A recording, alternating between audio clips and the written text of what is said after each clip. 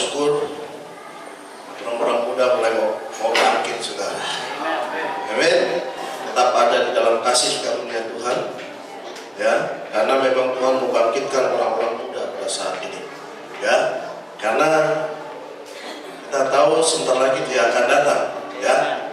Oleh karena itu kita harus lebih bersungguh-sungguh lagi dengan apa yang pernah kita lakukan, ya, karena memang ukuran dan takaran bukan ukuran dan takaran kita, tapi ukuran dan takaran yang daripada Tuhan, ya. Oleh karena itu kita harus mencari tahu terus apa yang menjadi kehendak Tuhan.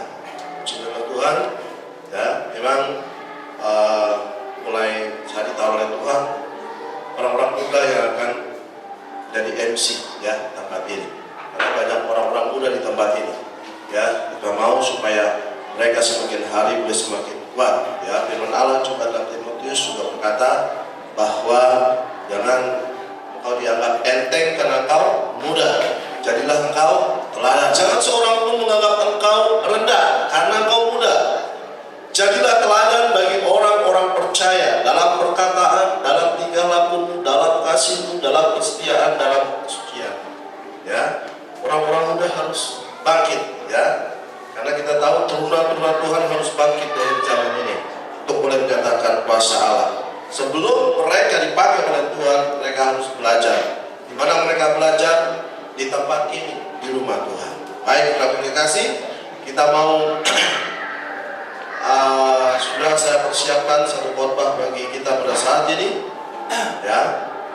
Di dalam 1 Tesalonika 4 ayatnya yang pertama.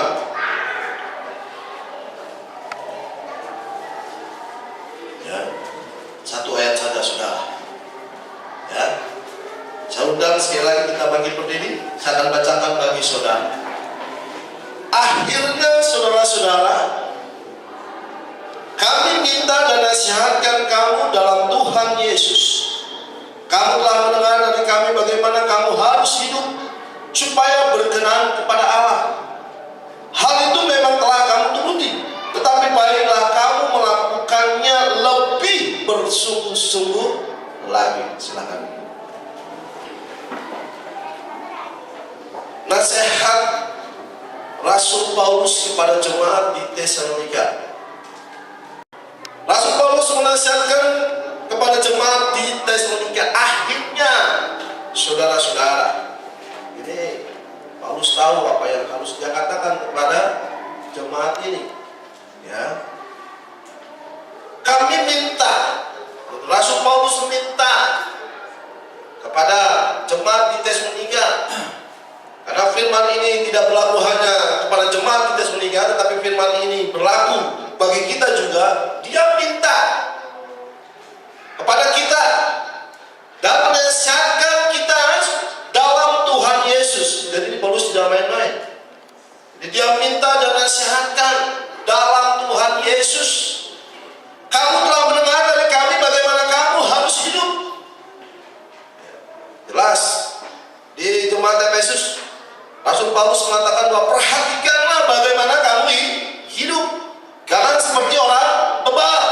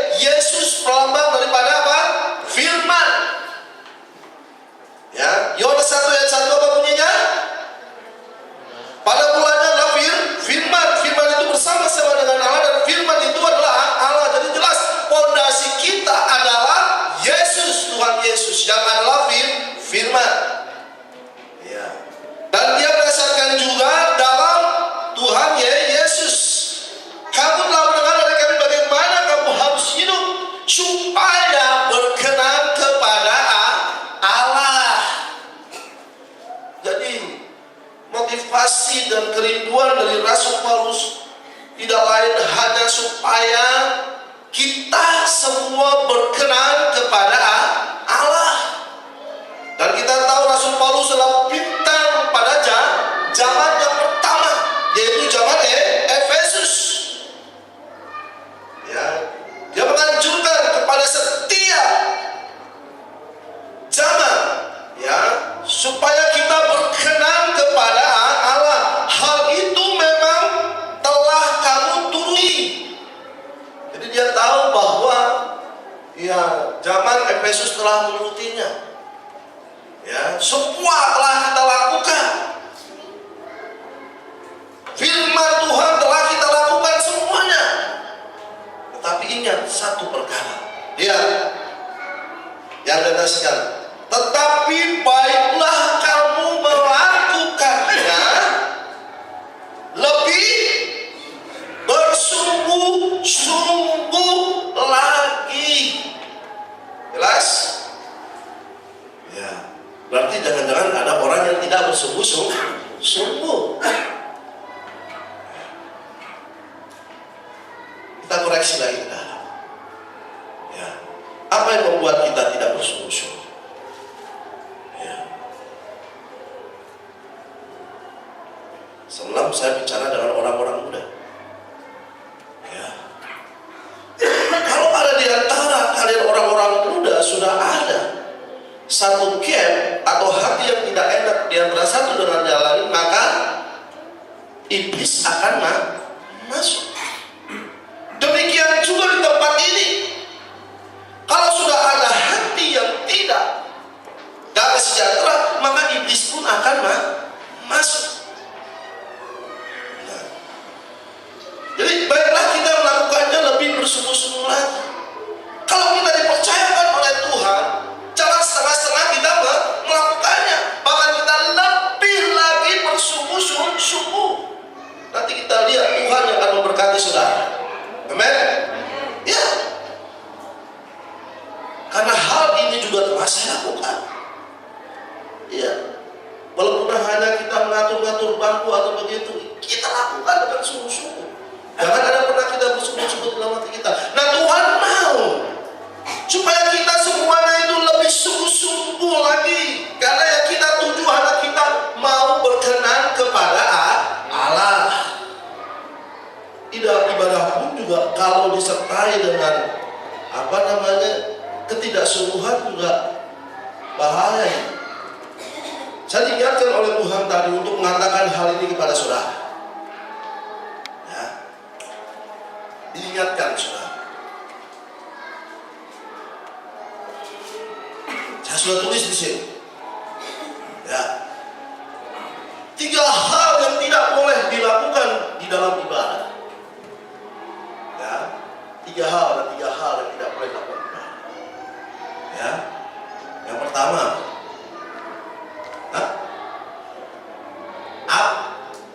absen. Ya. Tidak hadir. Ya. Saya mengucap syukur kepada Tuhan. Kemarin semalam saya mendapat berita, ya, Bapak Indayana tidak bisa hadir, tapi pada hari ini dia hadir. Ya. Dan saya tahu perjuangannya untuk hadir ke tempat ini bukan hal yang gampang. Dan dokter memvonis kalau Bapak sampai jatuh di tengah jalan, maka tidak ada harapan lagi. Tapi dia dengan iman dia datang ke tempat ini. Berarti ada sesuatu yang Tuhan ingin kerjakan bagi dia pada saat ini. Ya. Nah, apakah kondisi seperti ini telah kita miliki? Dia rumahnya bukan di dekat sini. Dia di rumahnya di Bekasi. Dan dia harus melalui beberapa naik beberapa kendaraan umum dari rumahnya menuju ke kereta api, dari kereta api menuju ke sini naik kendaraan umum 3 kali. Tapi dengan iman dia mau hadir pada saat ini. Saya tahu bahwa perjuangan dia itu sungguh berat, tapi dia hadir di tempat ini. Nah, kita melihatnya itu dalam Yohanes 20 ayat 19. sampai 29. Kita melihat ketika Yesus menampakkan diri kepada murid-muridnya, siapa yang tidak hadir pada saat itu? Thomas. Dan apa yang terjadi ketika hari sudah malam pada hari pertama minggu itu, berkumpullah murid-murid Yesus di suatu tempat dengan pintu-pintu yang terkunci karena mereka takut kepada orang-orang Yahudi. Pada waktu itu datanglah Yesus dan berdiri di tengah-tengah mereka dan berkata, damai sejahtera bagi kamu. Ya, Tuhan ingatkan ini. Tetapi siapa yang tidak hadir pada saat itu? Ya. Dan sesudah berkata demikian, dia menunjukkan tangannya dan lambungnya kepada mereka. Murid-muridnya itu bersuka cita ketika mereka melihat Tuhan. Maka kata Yesus sekali lagi, damai sejahtera bagi kamu. Sama seperti Bapa mengutus aku, demikian juga sekarang aku mengutus kamu.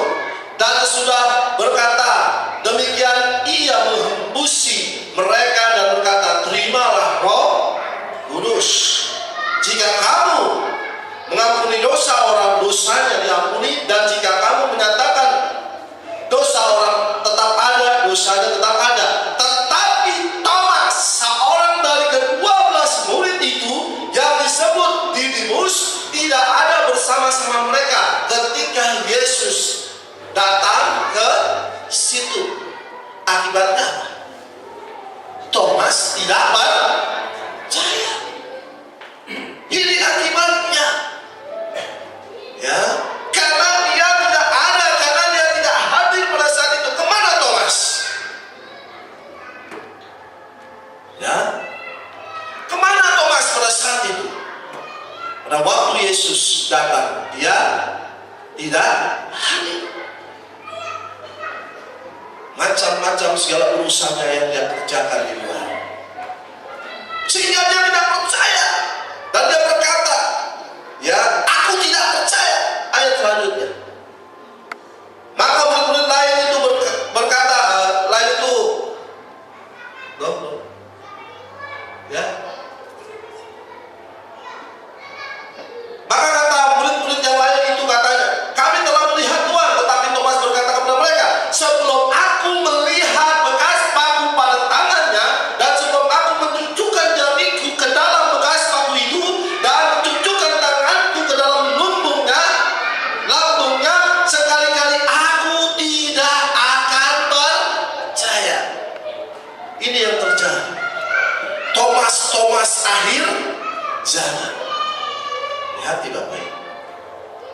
Yang pertama absen. Ya, yang kedua apa? Terlambat. Kita lihat akibat terlambat. Ya. Kita buka ayat Kisah Rasul 5 ayat 1 sampai 11. Ya.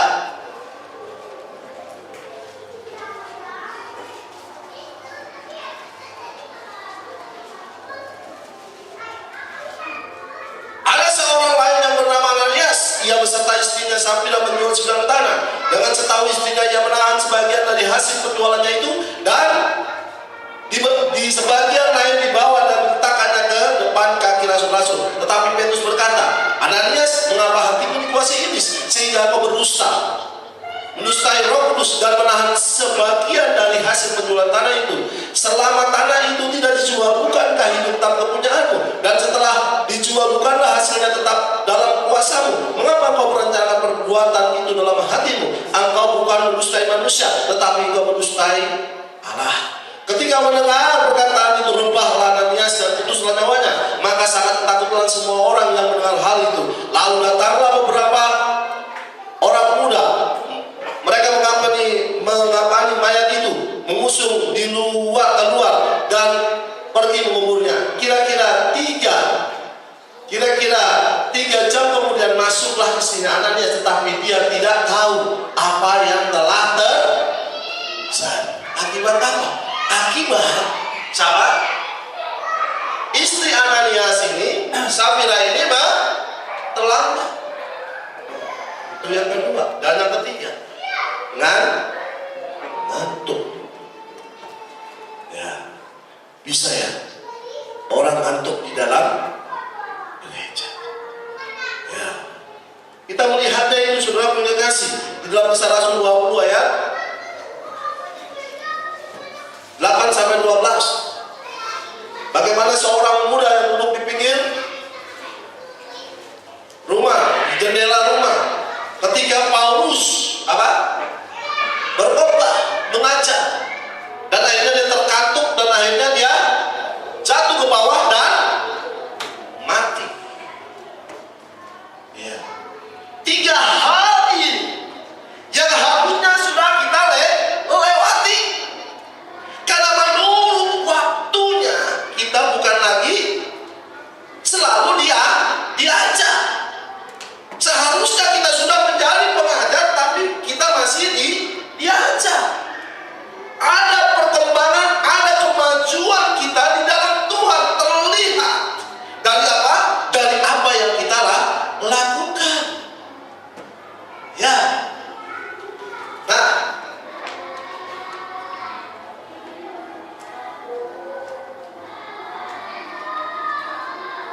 kita melihat apa yang terjadi dengan zaman. Kita melihat orang-orang pada zaman itu berpikir bahwa mereka dapat membuktikan secara alam melalui ilmu pengetahuan dan kecanggihan teknologi yang mereka miliki, ya, bahwa hujan tidak akan turun di langit karena di langit tidak ada awan. Jadi orang-orang zaman Nuh mau membuktikan bahwa hujan itu tidak turun dengan kecanggihan teknologi yang mereka miliki. Lalu apa hubungannya dengan kita? Mereka tidak percaya terhadap firman. Mereka tidak percaya apa yang dikatakan oleh Nuh pada zamannya. Karena mata mereka sudah dibutakan oleh ilah zaman pada saat itu. Tapi Nuh tidak bosan-bosan untuk memperingati mereka yang hidup pada zamannya. Berapa tahun Nuh berkhotbah? 120 tahun. Ya. Dan Allah memberi jalan keluar bahwa hujan akan turun. Tuhan akan menenggelamkan bumi ini dengan air. Dan Tuhan beri jalan keluar membuat batra di mana? Di puncak gunung, Bapak Ibu. Ada yang protes? Hah? Ada yang protes? Banyak. Kadang-kadang kita protes dengan firman Tuhan. Sekarang memang nggak ada yang protes karena ini sudah menjadi sejarah. Tapi ketika firman itu datang kepada saudara Maulud seorang nabi Nuh di akhir zaman ini, apakah saudara percaya dan mau melakukan hal yang sama dengan apa yang telah terjadi di zaman Nuh? Di luar daripada pikiran saudara. Jelas firman Tuhan bertentangan dengan ilmu pengetahuan. Secara ilmu pengetahuan, perkembangan kemajuan teknologi zaman ini luar biasa. Tetapi di hadapan Tuhan adalah semuanya adalah kejahatan. Karena apa? Kalau kondisi kita tidak siap, ya, maka kita akan gampang dan terpengaruh dengan dunia ini. Oleh karena itu Tuhan mengutus utusannya di dalam setiap zaman. Ada standarnya yang Tuhan inginkan bagi kita, yaitu apa? Utusan Tuhan, bukan saya. Ya. Nah, Tuhan mau supaya kita melihat Dia. Bagaimana caranya? Ikuti sang utusan tersebut. Saya sering katakan, orang Majus tidak akan sampai kepada Yesus tanpa melalui bintang. Bisakah orang Majus datang kepada Yesus tanpa melalui bintang? Nggak bisa. Dan saya pernah katakan bahwa ketika orang Majus itu bukan dalam kampung yang sama, tetapi mereka jauh-jauh kampungnya dipertemukan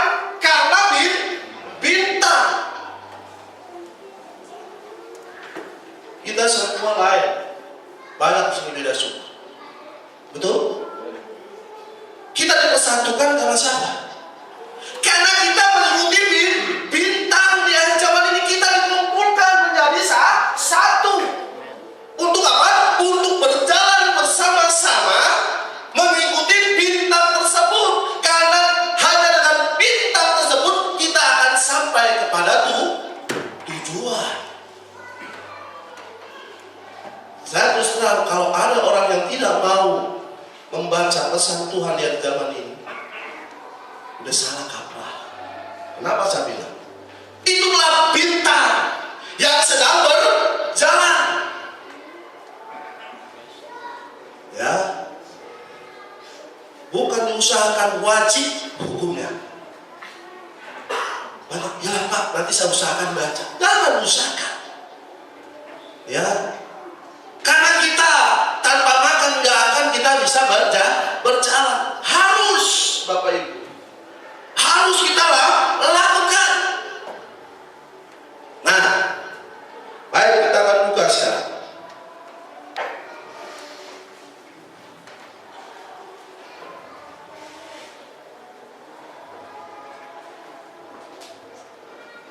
Satu Tesalonika 4 ayat 16. Kita mau belajar sedikit.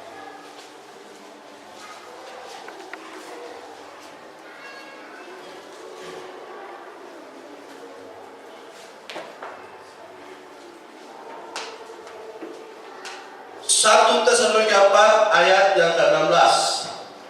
Tetapi pada waktu tanda diberi, yaitu pada waktu penghulu malaikat berseru dan sangkakala Allah berbunyi, maka Tuhan sendiri akan turun dari surga, dan mereka yang mati dalam Kristus akan lebih dahulu bangkit. 17. Sesudah itu kita yang hidup, yang masih tinggal, akan diangkat bersama-sama dengan mereka dalam awal menyongsong Tuhan yang asa.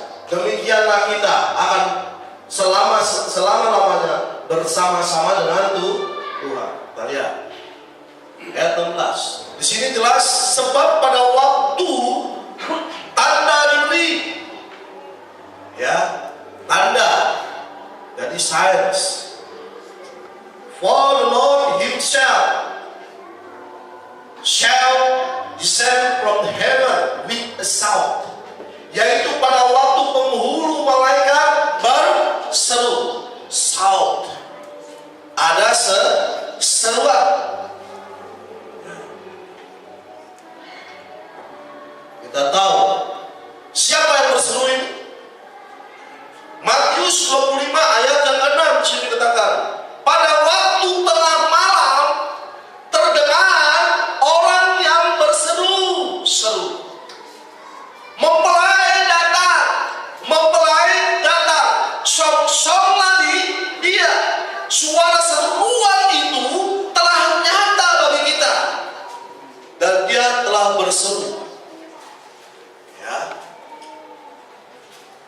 Tetapi dengarlah kita seruan.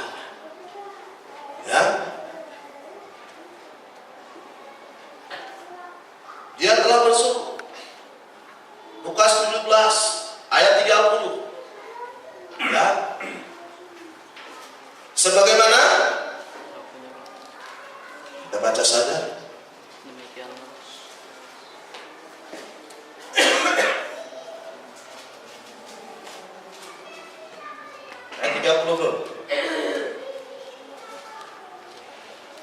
Demikian halnya telah pada hari di mana Anak Manusia menyatakan dirinya, Yesus tampil kembali lagi ke bumi. Dan pada tahun 1946 dia menyatakan tarikan yang pertama pelayanan Anak Manusia.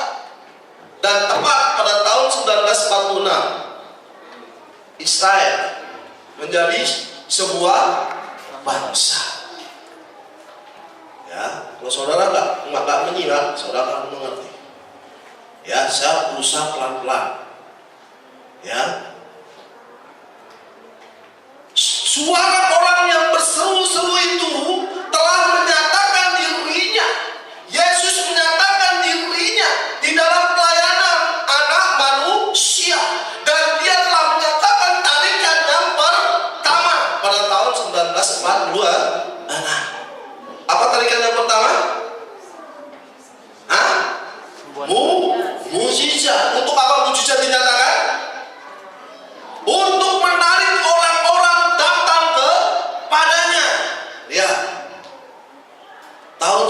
1946.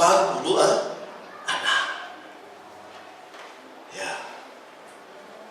Sebagaimana Yesus ada di bumi, dia menyatakan tarikan yang pertama, mujizat, untuk menarik orang, untuk menjaring semua orang.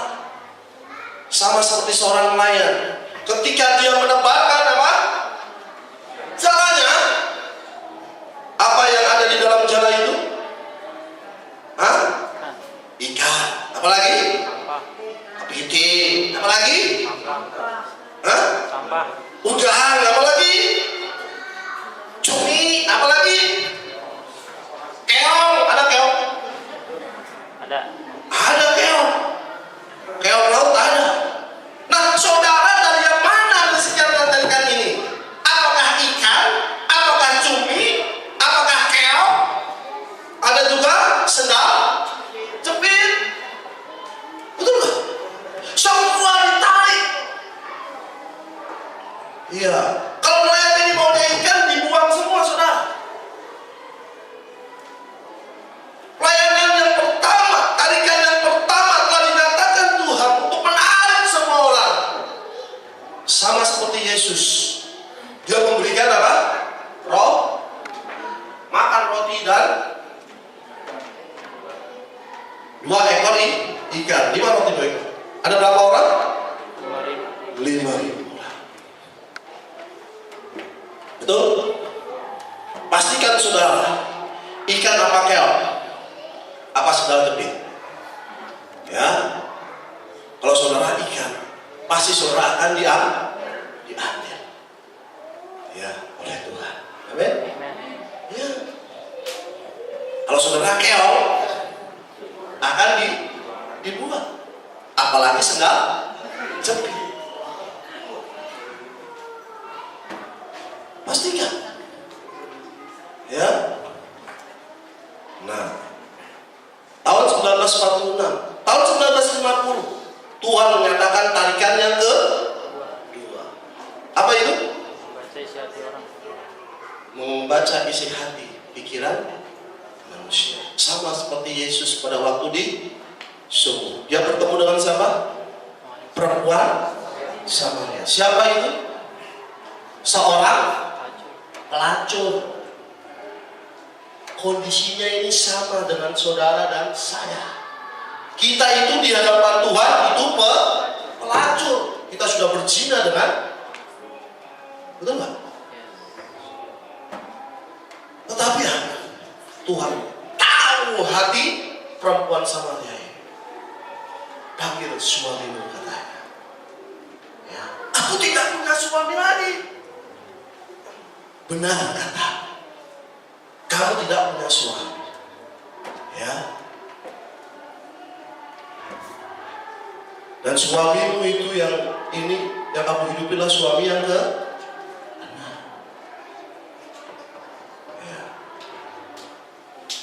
Akhirnya dia, aku tahu engkau adalah Mesias. Ya. Kau adalah seorang nabi. Akhirnya dia bertobat, dan dia saat ini hidup dengan suaminya yang ke-7. Siapa itu? Yesus. Dia tidak lagi hidup bersama dengan suaminya, tetapi dia hidup dengan suaminya yang ke-7. Ya, artinya apa? Hidup di dalam Tuhan. Siapa suami kita yang pertama? Hah? Suami kita yang pertama? Enggak, suami enggak yang pertama? Hah? Suami kita yang pertama itu iblis. Kita masih menikahi iblis, itu suami kita yang pertama. Kita bertobat, dibaptis dalam nama Tuhan Yesus Kristus, tinggalkan suami kita yang pertama, lalu kita sekarang hidup dengan suami kita yang kedua. Ya. Siapa suami kita sekarang? Yesus. Amin. Kalau kita tahu suami kita Yesus, kita sebagai istri harus menyenangkan suami kita. Caranya bagaimana? Lakukan firman Tuhan. Amin. Iya. Kalau kita, ya, coba kalau saudara punya istri saudara tidak pernah menyenangkan hati saudara sebagai suami, gimana rasanya? Hah? Repot Bapak Ibu. Ya, disuruh ini nggak mau, disuruh itu nggak mau. Yang mau adalah, Pak, mana duit belanja? Nah, jangan begitu. Senangkan dulu suami kita. Setelah suami kita senangkan, suami pasti akan tahu, oh istriku rupanya begini. Ya, iya, Tuhan pun juga demikian. Senangkan dulu hati Tuhan. Amin. Setelah kita senangkan hati Tuhan, baru Tuhan memberikan apa yang kau mau, hai istriku. Kita akan mempelai, ya. Kita harus ditunangkan oleh seorang laki-laki, ya, sebagai perawan suci. Ya, 1 Korintus berapa? 2 Korintus 1 Korintus 11 2 Korintus 11 ayat 2 kalau tidak salah. Coba buka 2 Korintus 11 ayat 2. Betul? Sebab aku cemburu kepada kamu dengan cemburu ilahi, karena aku telah mempertunangkan kamu kepada satu laki-laki untuk membawa kamu sebagai perawan suci kepada Kristus. Kita ini sudah dipertunangkan Bapak Ibu. Tahun 1950, tarikan yang kedua dinyatakan. Ya. Tinggal berapa orang yang sisa? Dari 5.000? 70. Tinggal 70. Harus saring lagi. Yang kecoa, yang apa namanya? Yang keong, semua dibuang semua. Sisa tinggal 70 orang. Masih kurang. Perlu disaring lagi. Minumlah darah, makanlah daging. Dari 70 itu sisa berapa? Sisa 12. Satu orang pengkhianat. Tinggal sisa 11. Ketika tarikan yang ketiga dinyatakan oleh Allah tahun 1963, apa yang terjadi? Ya. Disinilah kalau di dalam apa namanya apa yang Tuhan ya, apa pembukaan firman itu ada 3 kategori. Yang pertama adalah spoken word, ucapkan firman, open the word, ya, pembukaan firman, dan satu lagi teaching the lost. Nah, lihat, tarikan yang ketiga itu bukanlah seruan lagi, tapi tarikan yang ketiga itu adalah apa? Penyingkapan firman. Penyingkapan akan firman. Lihat. Jadi tarikan pertama, kedua, dan ketiga adalah seruan. Tanda seruan itu telah diperdengarkan oleh utusan. Tadi kita lihat yang balik tadi. Nah, kita sembunyikan tadi, coba buka.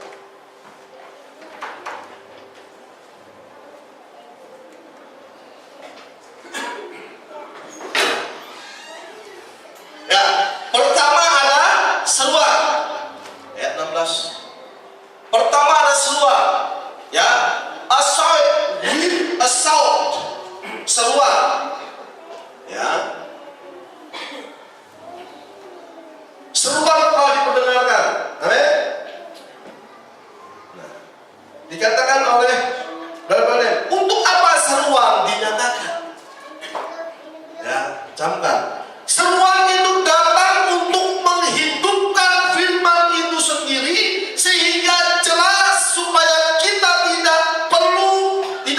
bahwa tidak lagi perlu mengira-ngira dengan intelektual kita.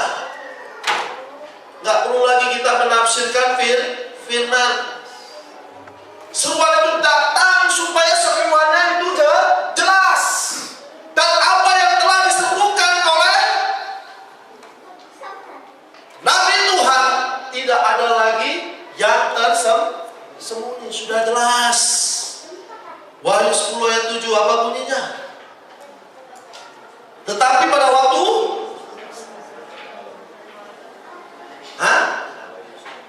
Tetapi pada waktu malaikat yang ke-7 meniup sangkakalanya, maka akan genaplah rahasia keputusan Allah yang telah dinyatakan kepada hamba-hambanya, yaitu para nabi.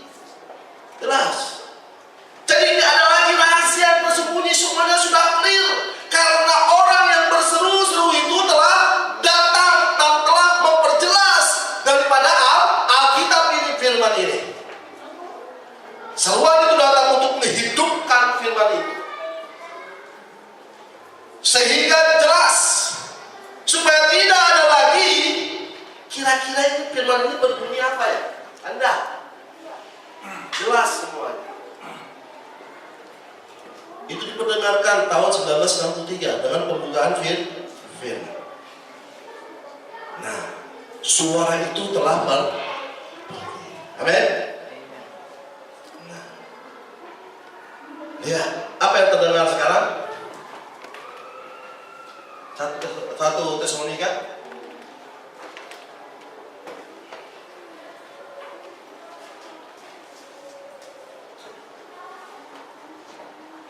4 ayat 16. 1 Tesalonika 4 ayat 16.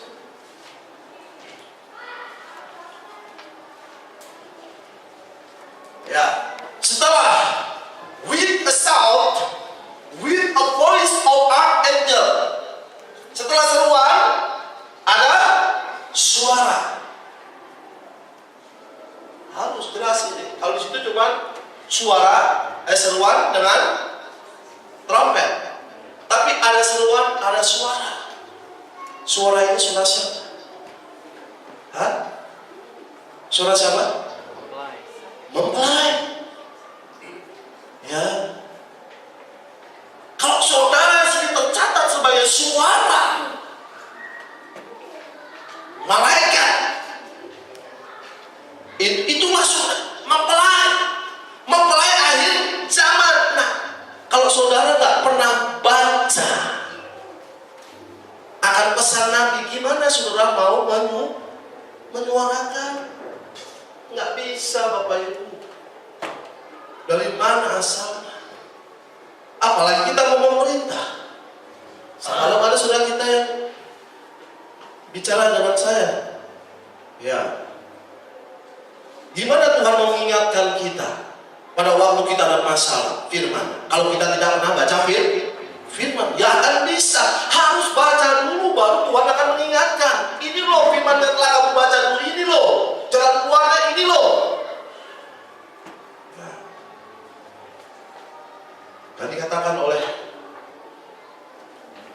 Brother, ketika 7 guru itu diperdengarkan, maka semuanya itu akan jelas dan tidak ada lagi simbol-simbol akan terang yang sama yang telah mewahyukan semuanya. Sebelum gereja itu menempatkan dirinya pada posisinya, maka raya ke-7 tidak akan turun.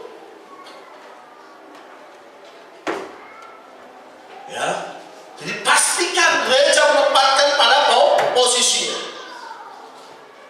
Ya. Sebelum kita menempatkan posisi gereja yang benar, maka materai itu tidak akan turun. Dan ke-7 guru itu diperdengarkan. 7 guru itu sudah turun. Sudah diperdengarkan. Siapa sih guru itu? Apa sih guru itu? Guru thunder. Itu adalah voice of God, suara Allah. Ke-7 guru itu suara Allah yang diperdengarkan di setiap zaman sudah diperdengarkan. Itulah ke-7 utusan. Baik, kita akan di dalam Ayub.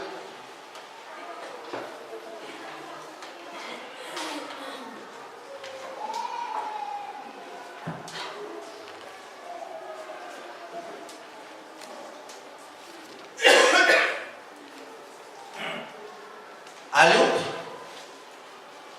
9 ayat 9. Yang menjadi bintang hidup, atau bintang hidup itu kayak gimana? Ada tahu bintang hidup? Ya. Bintang belantik, bintang Atika, dan gugusan-gugusan bintang ruang selatan. Ya.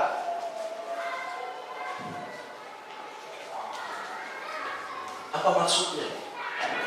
Kok tiba-tiba Ayub berbicara soal bintang?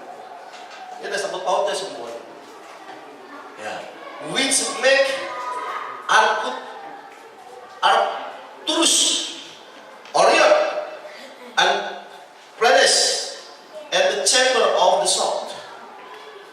Kita lihat di sini. Ini bahasa Inggris. Kok tiba-tiba Ayub masuk kepada bicara soal bintang? Ya. Siapa Ayub itu? Kenal namanya Ayub? Hah? Anda kenal Ayub? Wah, nggak pernah kenal Ayub. Saya kenal baik dengan Ayub. Bukan Haji Ayub ya, bukan Ayub. Ya. Ayub kenal baik. Ya, dia orang yang saleh. Dan hidupnya diberkati oleh Tuhan. Dan akhirnya iblis dikatakan. Iblis ya sedang berjalan-jalan. Panggil sama Tuhan, masuk ke rumah Tuhan. Kenal nggak namanya Ayub? Kenal. Ya Tuhan, kau sendiri nih yang melindungi dia, yang memberkati dia. Jelas aja dia. Ya sekarang kau silakan. Kau ambillah semua hartanya. Ayub diuji. Ya, ditekan. Tapi apakah Ayub menyangkal Tuhan? Tidak. Ya. Kok tiba-tiba dia bicara dengan yang menjadikan Tuhan yang menjadikan bintang hidup, bintang belantik, bintang Atika, dan gugusan-gugusan bintang ruang selatan. Tadinya saya juga apa ini maksudnya? Ya, cari. Ya, ketemu. Ya.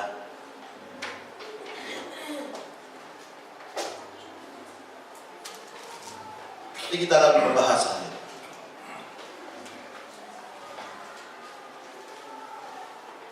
Ayat 38, ayat 31.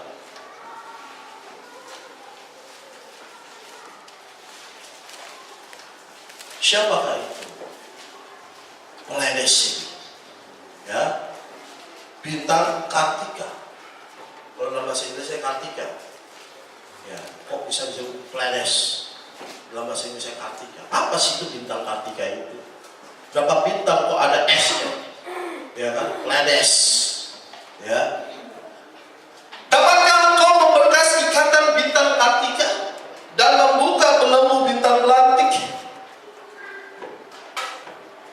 Ya, tadi ya. Dapatkah engkau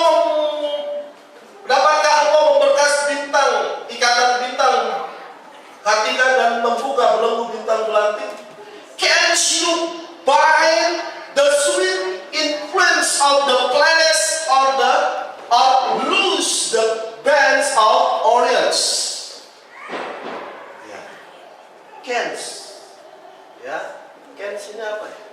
Dapatkah engkau ya memberkas, mengikat ya influence, the sweet influence. Apa ini? Sweet influence. Pengaruh apa? Pengaruh yang manis. Amin. Apa? Coba artikan saja. Mana yang jago bahasa Inggris yang di sini? Apa artinya? Nggak ada. Nggak apa. Kita ambil aja ini. Dapatkah? Ya. Gampang. Apa yang sulit? Sudah ada di situ kok. Dapatkah? Dapatkah. Ya. Dapatkah engkau? The sweet influence di situ nggak ada ya. Sweet influence. Pengaruh yang manis. Oh, Pleiades. Siapa sih Pleiades ini? Ya, kok Pleiades? Ya, kalau dalam bahasa Indonesianya kan Kartika. Tapi lihat di sini ada S-nya. Ya, berarti jamak atau tunggal? Jamak. Lebih daripada satu. Siapa ini maksudnya? Or lose the bands of Orients. Ya, yang coba untuk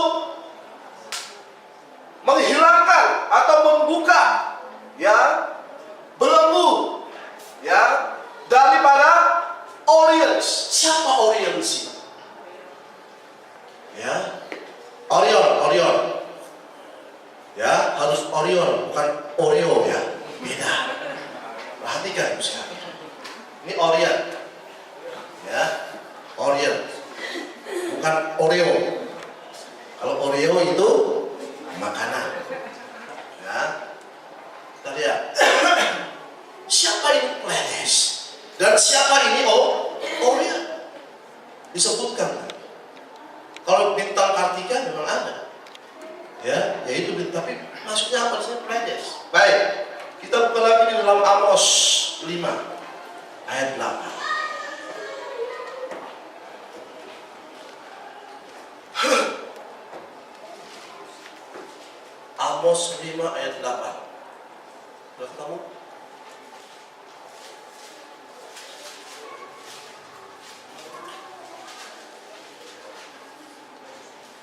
Dan dia membuat bintang Kartika dan bintang melantik yang mengubah kekelaman menjadi pagi, yang membuat siang gelap seperti malam. Dia yang memanggil air laut dan mencurahkannya ke atas permukaan bumi.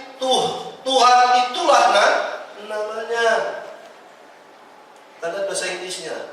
Perhatikan di sini bahasa Inggris dan sekarang kita. Seek Him. Seek Him itu apa? Seek apa? Cari. Carilah dia. That make the seven star. Lihat.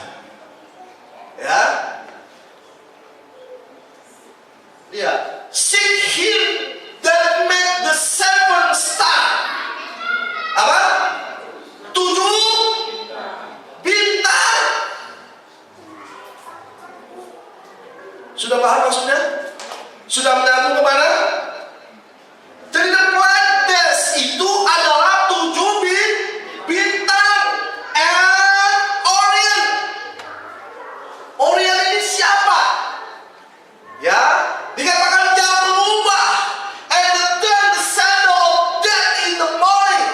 Yang mengubah kegelapan menjadi pagi, yang membuat siang gelap seperti malam. Dialah yang memanggil air laut dan mencurahkan ke atas permukaan bumi. Tuhan itulah namanya. Siapa Orion ini? Pleiades saudara sudah tahu siapa? The seven star. Ketujuh bintang. Lihat. Tolong dibuka dulu. Saudara bisa menangkap di sini? Ya. Baik. Cahaya kemuliaan Tuhan telah terbit. Ya. Yesaya 30 ayat 3. Bangsa-bangsa berduyun-duyun datang kepada terangmu, dan raja-raja kepada cahaya yang terbit bagimu. 2 Korintus 4 ayat 6. Sebab Allah yang telah berfirman, dari gelap akan terbit terang. Ia juga akan membuat terangnya bercahaya di dalam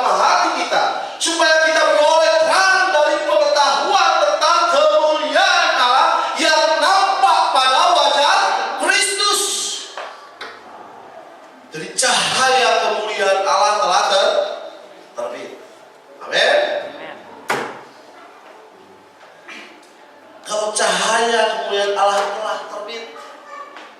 Berarti tidak ada penundaan lagi. Amin. Ya.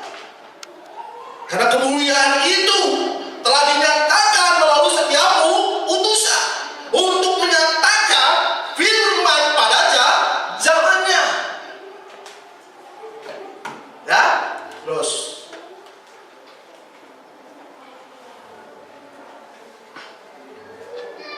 1 Korintus 15 ayat 41.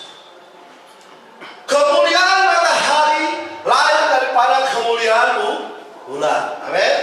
Dan kemuliaan bulan lain daripada kemuliaan bintang-bintang. Dan kemuliaan bintang itu berbeda dengan kemuliaan bintang yang lain. Ya. Jadi kita lihat ada berapa Alkitab? Ya. Yang pertama Alkitab yang pertama apa? Alam. Yang kedua bintang. Bintang. Itu Alkitab yang kedua. Jelas. Nanti kita akan tahu bahwa bintang pun menyatakan hal yang sama dengan apa yang telah dinyatakan melalui Alkitab sekarang yang saudara pegang. Amin. Ya. Kita lihat. Terus, let's go. Alam perlambang rohani. Jadi alam sendiri perlambang daripada hal yang rohani. Baik. Terus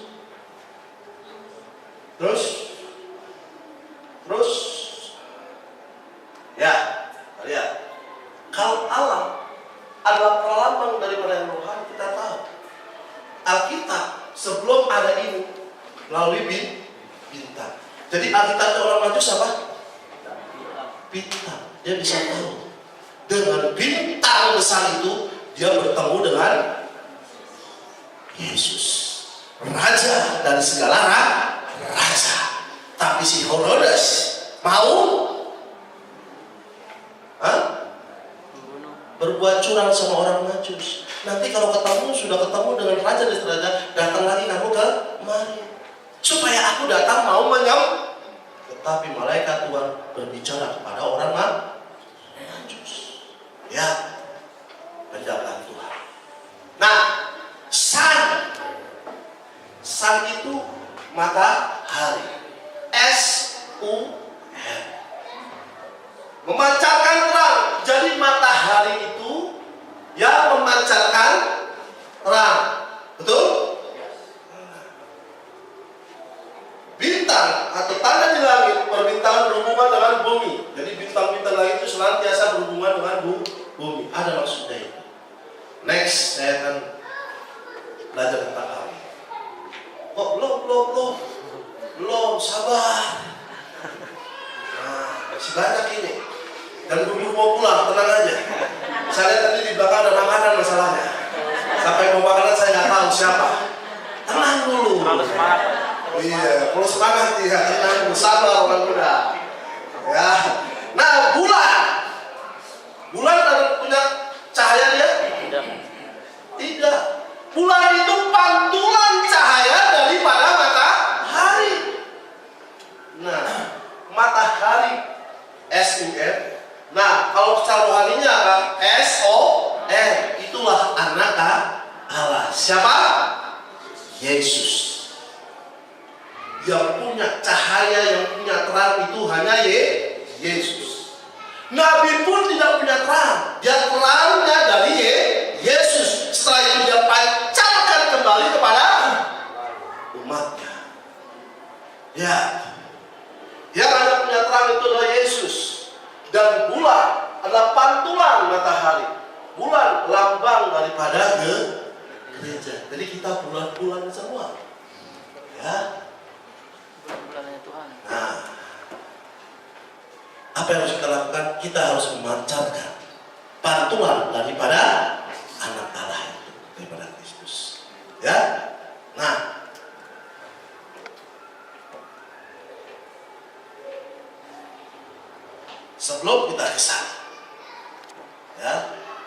Ada dikatakan di dalam Ayub 9 ayat 9. Ya. Which make Arcturus, Orion, Pleiades and Chamber of South. Siapa itu Arcturus? Ya. Arcturus itu ialah bintang raksasa orangnya. Ya, raksasa, bintang besar. Bintang paling terang keempat. Jadi masih ada bintang yang paling terang lagi daripada Arcturus ini. Di langit malam di belahan bumi bagian utara. Inilah bintang yang relatif dekat, yaitu hanya dekat dengan bumi maksudnya. 36,7 tahun cahaya dari bumi, dan bersama-sama dengan Vega dan Sirius, salah satu bintang paling terang di lingkungan matahari. Yang pertama, yang paling terang itu saya telah mencari adalah Sirius, bintang paling terang. Yang kedua adalah Canopus, susah namanya, ya, Canopus. Dia ada di rasi Carina. Nanti saudara lihat dari Google, saya lihatnya dari Google, nggak usah dicatat, ada di Google semuanya. Karena ini bicara soal pengetahuan. Yang ketiga adalah Regil Ken, ya, dia ada di rasi Centaurus. Dan yang keempat adalah Arcturus, rasi ada di rasi Bootes. Dan yang kelima adalah Vega atau ada di rasi Lyra. Nah, Orion, karena di situ cuma ada Arcturus, Orion dan Pleiades. Orion itu adalah suatu rasi bintang yang sering disebut-sebut sebagai pemburu. Ya, dia sebagai pemburu. Dia bentuk rasi bintang. Ya. Nah, ini sudah ada. Ya, tapi cahaya paling kuat adalah Sirius. Ya, itu semua rasi bintang. Wah, lihat tadi di situ, saya bacakan. Enak ada nih. Ya.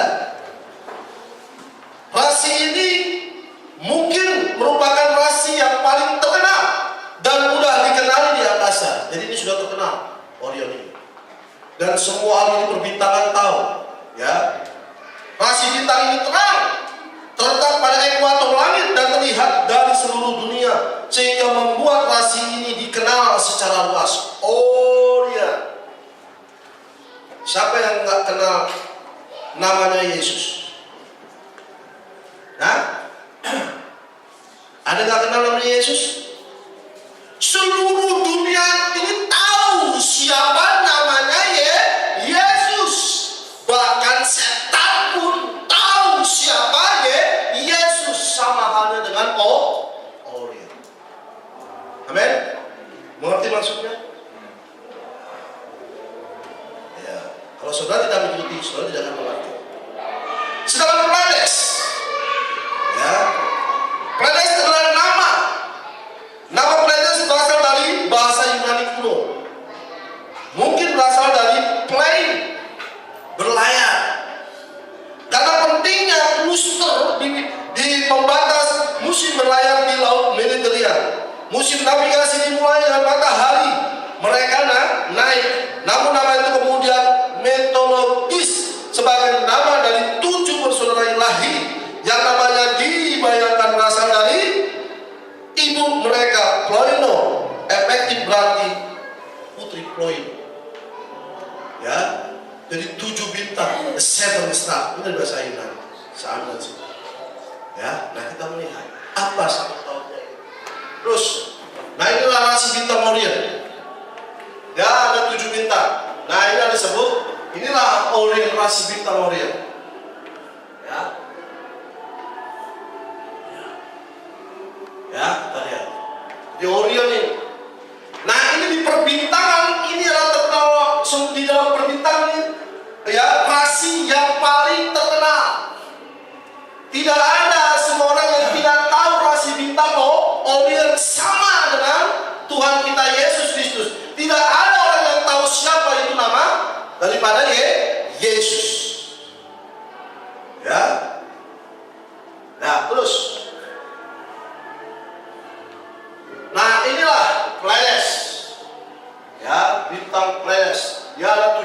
bintang. Ya, 1, 2, 3, 4, 5, 6, 7. Ya, itulah kumpulan 7 bintang. Ya. Dan mereka ya memancarkan ya terang di dalam setiap zaman. Kita melihat terus lagi. Terus, lihat, masih ada. Ya, kita tahu. Ya, ini adalah anak manusia, Yesus. Dia yang memegang 7 bintang di dalam tangan kanannya. Wahyu berapa? 1 ayat berapa? Hah? Wahyu 1 ayat 2. Ya, baru kemarin dibaca. Ya. Tangan kanannya dia memegang 7 bintang. Ya. Nah, bintang yang pertama, zaman yang pertama, yaitu Paulus.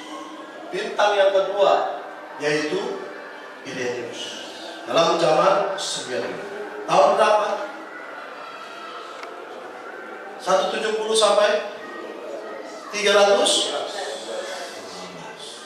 Bintang yang ketiga di zaman Pergamus, bintang yang keempat turun di Tiatira. Siapa? Columbus. Tahun berapa? Berapa? 606 sampai 500? Hah? 150? Ya. Ya, 152. Ya, ayo baca. Ya, kita harus dua kepala, gimana sih? Gak ada yang bisa untuk kalau uang ada. Kurang 10.000, kurang ini. Ingat, utang kita diingat terus ya. Utang 10.000. Kamu masih punya utang apa ya? 10.000 ya? Jangan lupa ya. Nah, datang Luther, bintang yang kelima. Ya. Tahun berapa? 1520 sampai 1750. Sudah hafal semua ya? Mulai. Bintang yang ke-6 datang John Wesley, zaman Philadelphia. Tahun berapa? 17 sampai 1906. Itu mesti ini ya, mesti diubah ini sebenarnya. Ya, kenapa saya kasih itu kepada saudara? Supaya ada mau untuk mengingat. Ya. Terus di zaman yang terakhir, bintang itu datang bagi zaman kita. Ya, tahun 1906 sampai tidak tahu kapan Yesus sudah datang. Nggak ada yang tahu. Emang sudah berakhir. Tahun berapa berakhir? Nggak ada yang tahu. Ya, memang saat ini kita sudah ada di zaman mempelai, tapi kita masih masuk di dalam zaman Laodikia. Ada overlapping. Ya, di sini ada juga terjadi overlapping. Di zaman Philadelphia dengan zaman Laodikia. Sebelum habis masanya sudah masuk zaman Laodikia. Masuk. Seharusnya dalam penginjilan ini adalah Wesley. Satu yang belum digarap oleh Wesley, yaitu benua Afrika. Karena itu Brother Branham datang ke Afrika. Makanya ada buku seorang nabi mengunjungi Afrika Selatan. Mereka yang belum kenal itu belum selesai, diselesaikan oleh sudah mulai kasih. Orion adalah lambang daripada anak manusia, sedangkan Pleiades adalah lambang daripada ketujuh bintang. Ya, dan kita tahu kita ini adalah pancaran dari salah satu bintang. Bersyukurlah kita pancaran dari satu bintang. Ya, saya harap kita boleh dapat mengerti hal ini. Ya, kita tahu perbintangan pun membicarakan tentang nabi. Ya, kita sadar dia berbicara tentang nabi. Dan Alkitab mencatat hal itu. Amos berapa tadi? Amos berapa? Amos 5 ayat 8. Ya.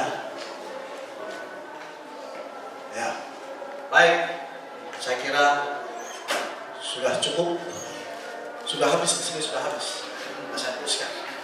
Kalau saya teruskan bahaya nanti. Ya. Jadi sudah habis. Oh sudah habis, saya bilang sudah habis. Kalau belum habis saya tahan sampai setengah 1. Ya, tapi sudah habis. Baik, kita akan memuji Tuhan. Ya, kita angkat lagu yang baru. Karena saya belum nyanyi, ya kan? Nah, sekarang kita mau nyanyi sama-sama. Bersyukurlah kepada Tuhan. Amin. Amen. Amin. Mari kita bagi berdiri, kita angkat pujian lagu ini. Haleluya. Datang ke baiknya dengan hati bersyukur.